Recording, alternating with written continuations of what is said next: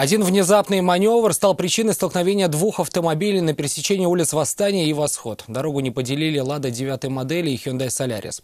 После аварии оба транспортных средства отбросило на полосу встречного движения. Что говорят водители и почему никто из них не спешил признавать свою вину? Ответ на эти вопросы в репортаже Алии Хайрудиновой.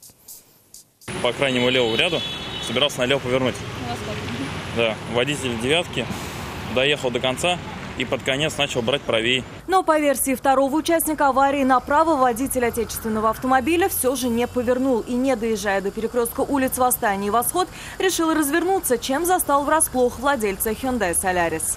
Он взял правее на среднюю полосу, как будто прямо хочет уйти. Он был без поворотника. Соответственно, я подумал, что он поедет прямо.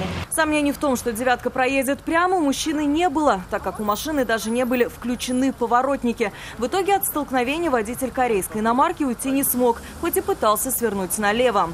Как результат, обе машины оказались на встречной полосе. Впрочем, второй участник аварии свою вину не признавал. Он говорит, что я ехал по встречной полосе, но это смешно, тут пробки нету. Для чего мне выезжать на две сплошные, тем более, что ей передо мной только он. Для того, чтобы выяснить, кто прав, а кто виноват, водителям пришлось самостоятельно проехать в Центр оформления дорожно-транспортных происшествий.